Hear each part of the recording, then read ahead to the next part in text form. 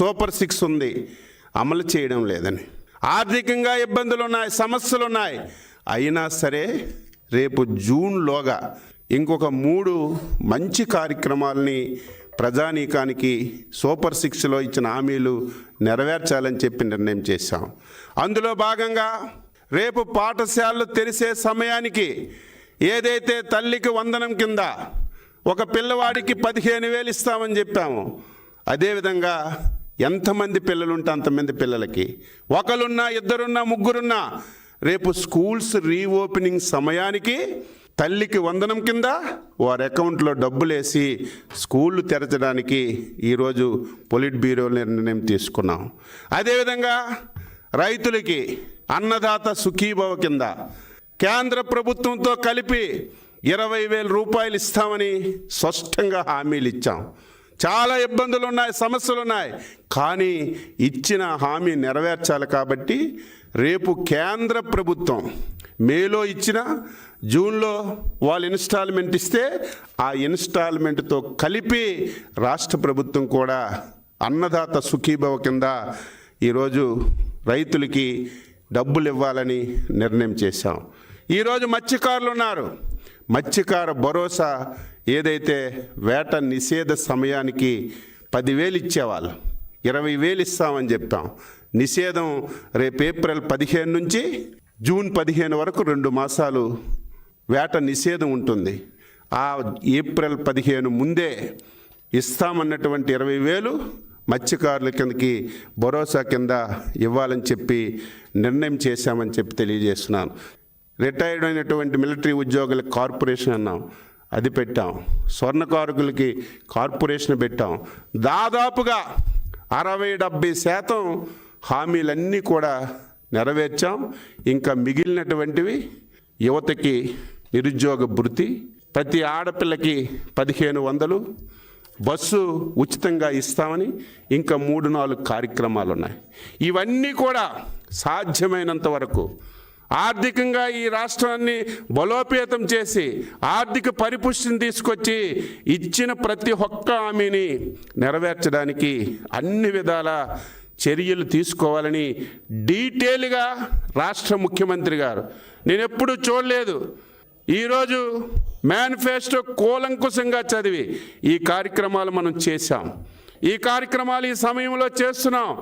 ఈ కార్యక్రమాలు ఈ రకంగా పైప్ లైన్లో ఉన్నాయి, ఇంకా ఇవి ఈ రకంలో చేసుకోవచ్చని డీటెయిల్గా డిస్కస్ చేసి మేనిఫెస్టో మీదే ఎక్కువ సమయం కేటాయించి ఒక మంచి నిర్ణయం తీసుకున్నామని ఈ సందర్భంగా తెలియజేస్తున్నాను. కార్యకర్తల పెండింగ్ బిల్లుల మీద డీటెయిల్గా డిస్కస్ చేసి మంత్రులు ఇమీడియట్గా దీని మీద అందరితో మాట్లాడి ఎవరెవరికి బాకీయో ప్రభుత్వం దృష్టికి తీసుకొచ్చి పెండింగ్ బిల్లులు ఇవ్వాలని చెప్పి నిర్ణయించాం.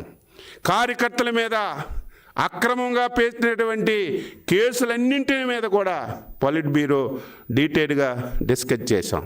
ఇవన్నీ ఒక ఎత్తు అయితే ఊచ కోత కోసారు బీసీల మీద, ఎస్సీల మీద, ఎస్టీల మీద అన్యాయంగా చంపేశారు. Doctor Sudhakar, veterinary doctor Atchannaidu, Chandraiah, ఇటువంటి వాళ్ళందరినీ నడి రోడ్డు మీద ఊత కోసి చంపేశారు. ఈ రోజుకి అతి లేదు, గతి లేదు. చంపిన వాళ్ళు ఈరోజు తప్పించుకొని తిరుగుతున్నారు. అందుకే ఈరోజు పొలిట్ బ్యూరోలో ఒక నిర్ణయం తీసుకున్నాం.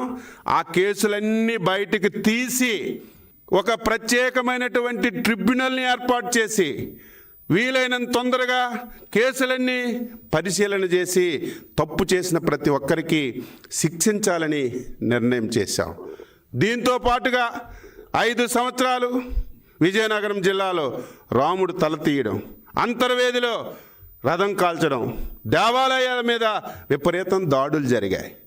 మళ్ళీ 5 సంవత్సరాల్లో దేవాలయాల మీద ప్రతి జరిగిన దాడిని హోంమంత్రి గారికి చెప్పాం. అవన్నీ తీసి ఆ రోజు ఎవరు చేశారు వాళ్ళందరి మీద వీలైనంత తొందరగా యాక్షన్ తీసుకోవాలని ఈ సందర్భంగా తెలియజేస్తున్నాం. 5 సంవత్సరాలు ఎవరినీ వదలలేదు. ఉద్యోగుల మీద కేసులు పెట్టారు, ఉపాధ్యాయుల మీద పెట్టారు, మీ పాత్రికేయ మీద పెట్టారు. వీలైనంత తొందరగా ఒక టైం బౌండ్ పెట్టుకొని గత 5 సంవత్సరాల్లో ఉపాధ్యాయుల మీద పెట్టిన కేసులు, ఉద్యోగులపైన పెట్టిన కేసులు విలేకరుల మీద పెట్టిన కేసులు అన్నీ తీసుకొని కేసులన్నీ ఎత్తివేయాలని ఒక మంచి నిర్ణయం ఈరోజు పాలిట్ బ్యూరో డిస్కస్ చేసి తీసుకున్నామని చెప్పి ఈ సందర్భంగా తెలియజేస్తున్నాను. పార్టీ ప్రధానంగా సభ్యత్వం యువనేత శ్రీ నారా లోకేష్ గారి నాయకత్వంలో సుమారుగా 1,02,00,000 దాటి 2 రాష్ట్రాల్లో సభ్యత్వం తీసుకున్నందుకు పొలిట్ బ్యూరో లోకేష్ బాబు గారికి హృదయపూర్వకంగా అభినందనలు తెలియజేశాం. ఈరోజు సభ్యత్వాలు పూర్తయ్యాయి. సంస్థాగతంగా ఎన్నికలు నిర్వహించాలని చెప్పాం. సంస్థాగతంలో ప్రధానమైనటువంటి పాత్ర పోషించినటువంటి వ్యవస్థ కుటుంబ సాధికార వ్యవస్థ. ప్రతి 60 మందికి ఒక వ్యక్తిని నియమించాలని, ఆ వ్యక్తి జాతీయ పార్టీ అధ్యక్షులు కూడా అందులో ఉండాలి, ప్రతి నాయకుడు అందులో ఉండాలి, మంత్రి ఉండాలి. ఎంత పెద్ద నాయకుడైనా సరే ఈ పార్టీలో రేపు భవిష్యత్తులో పదవులు కావాలన్నా, భవిష్యత్తులో పొజిషన్స్ కావాలన్నా తప్పనిసరిగా సభ్యత్వం ఉండాలి. రేపు ఏర్పాటు చేయబడినటువంటి సాధికార కుటుంబ సాధికార సారథి కార్యక్రమంలో ఒక సభ్యుడిగా ఉంటే తప్ప దేనికి అర్హత లేదని స్పష్టమైనటువంటి నిర్ణయం తీసుకున్నాం. రేపు 6వ తారీఖు నుంచి ఆ కార్యక్రమాన్ని స్టార్ట్ చేసి సంస్థాగత ఎన్నికలన్నీ కూడా ఈరోజు క్యూబ్స్ ఉన్నాయి. క్లస్టర్, యూనిట్, బూతు, గ్రామ కమిటీలు, మండల కమిటీలు, కార్పొరేషన్లో డివిజన్ కమిటీలు, మున్సిపల్లో వార్డు కమిటీలు, ఇవన్నీ నియోజకవర్గ సమన్వయ కమిటీలు, పార్లమెంటు కమిటీలు, ఇవన్నీ కూడా రేపు మహానాడు నాటికి కుటుంబ సాధికార సారథి నుంచి పార్లమెంట్ అధ్యక్షుడి వరకు పార్లమెంట్ కమిటీలన్నీ పూర్తి చేసి మహానాడుకి ప్రిపేర్ అవుతామని చెప్పి తెలియజేస్తున్నాను. మహానాడు కూడా వినూత్నంగా ఏదో 5 రోజుల ముందు 10 రోజుల ముందు ప్లేస్ సెలెక్ట్ చేయడానికి అవస్థలు పడేవాళ్ళు, ఏర్పాట్లు చేయడానికి కష్టపడేవాళ్ళం. ఇక నుంచి అలగలేదు, 6 మాసాల ముందే నిర్ణయం చేయాలని. ఈరోజు ఒక మంచి నిర్ణయం తీసుకున్నాం. ఈ రాష్ట్రంలో అనేక ప్రాంతాల్లో మహానాడులు నడిపాం. అటు తిరుపతి కానీ, అనంతపూర్ కానీ, విజయవాడ కానీ, విశాఖపట్నం కానీ, రాజమండ్రి కానీ, ప్రకాశం కానీ అన్ని దగ్గరలా పెట్టాం. ఈసారి కడప జిల్లాలో 27, 28, 29 మహానాడు పెట్టాలని చెప్పి నిర్ణయించాం. 3 రోజులు ఉంటుంది. 2 రోజులు చర్చలు జరుగుతాయి. 2వ రోజు జాతీయ పార్టీ అధ్యక్షుడు ఎన్నిక జరుగుతుంది. 3వ రోజు అక్కడే ఒక ప్రాంతాన్ని ఎంపిక చేసి ఒక భారీ బహిరంగ సభ 29వ తారీఖున చేయాలని చెప్పి నిర్ణయం చేశాం.